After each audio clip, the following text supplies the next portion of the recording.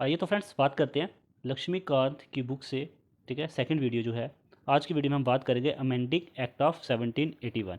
ठीक है, तो अब ये बोला गया कि रेगुलेटिंग एक्ट ऑफ 1773 में कुछ कमी है। ठीक है, उन कमियों को हटाना है। तो उस कमी को हटाने के लिए लाया गया अमेंडिंग एक्ट ऑफ 1781।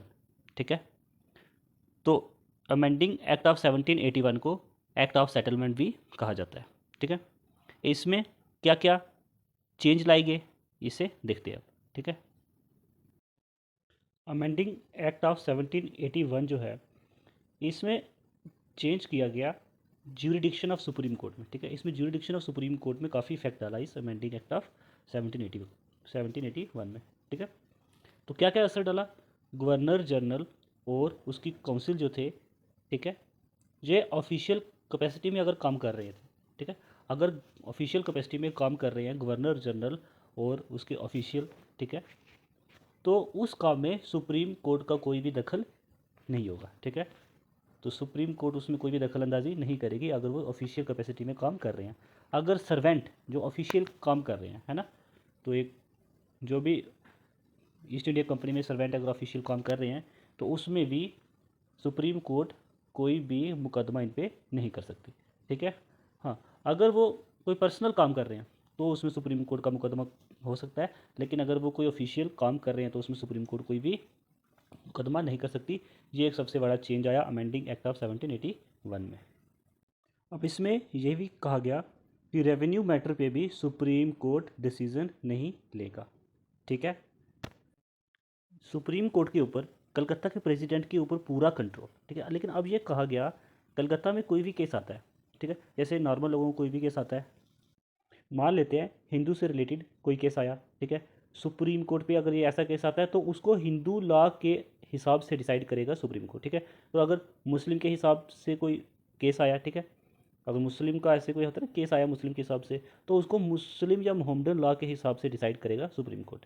ठीक है, कलकत्ता में जितने भी लोग रह रहे थे, ठीक है, उनके ऊपर अब सुप्रीम कोर्ट का जुरिडिक्शन था। ठीक है, तो ऐसे कोई हिंदू का कोई केस आता है तो हिंदू का अगर ऐसे कोई केस आया तो उसको हिंदू लॉ के अकॉर्डिंग उसका डिसीजन लिया जाएगा। अगर मुस्लिम का कोई केस आता है तो उसे मुस्लिम लॉ के अकॉर्डिंग वो डिसीजन लिया जाएगा। ठीक है, तो फ्रेंड्स फोर्थ पॉइंट में ये लिखा गया है, अगर प्रोविंशियल कोर्ट कोई डिसीजन लेता है, ठीक है, प्रोविंशियल कोर्ट अगर कोई डिसीजन देता है, उसके अगेंस्ट में कोई अपील फाइल होती है अगर, तो वो अपील जो है वो गवर्नर जनरल इन काउंसिल के पास जाएगी, ना कि सुप्रीम कोर्ट के पास। ठीक है, तो फिर से इसको देखते हैं, प्रोविंशियल कोर्ट अगर कोई भी डिसीजन देता है, उसके अगेंस्ट में कोई भी अपील फाइल होती है, तो वो जाएगी गवर्नर जनरल इन काउंसिल के पास, ना कि सुप्रीम कोर्ट के पास। ठीक है, लास्ट पॉइंट ये कह रहा है, प्रोविंशियल कोर्ट एंड काउंसिल के रिलेटेड कोई भी लॉ बनाना है, वो बनाने की ताकत भी गवर्नर जनरल इन काउंसिल के पास है,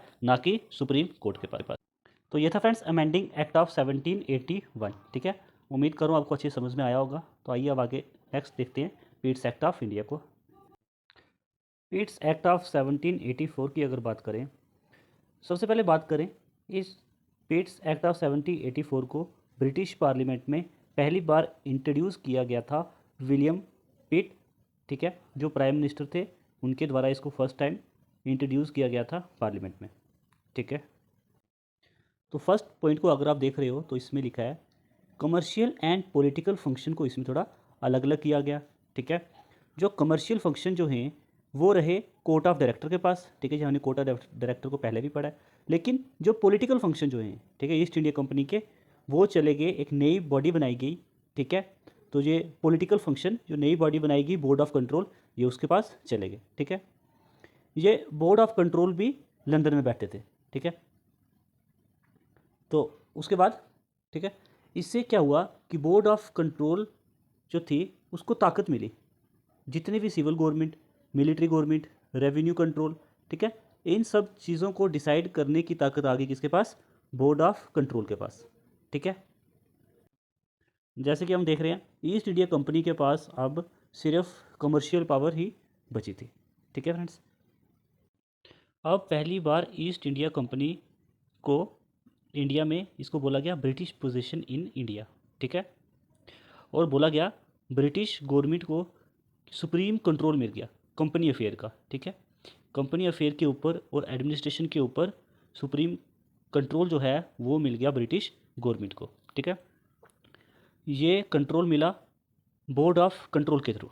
अब ईस्ट इंडिया कंपनी के बहुत सारी ताकत जो थी वो छीन ली गई ब्रिटिश क्राउन के द्वारा, ब्रिटिश गवर्नमेंट के द्वारा, ठीक है। तो ये था फ्रेंड्स पीट्स एक्ट ऑफ 1784, ठीक है। हमने बिल्कुल डिटेल में डिस्कस किया, जो लक्ष्मीकांत की बुक में लिखा था उसको बिल्कुल डिटेल में समझा हमने, ठीक है। उम्मीद करता हूँ ये वीडियो आपको पसंद आई होगी।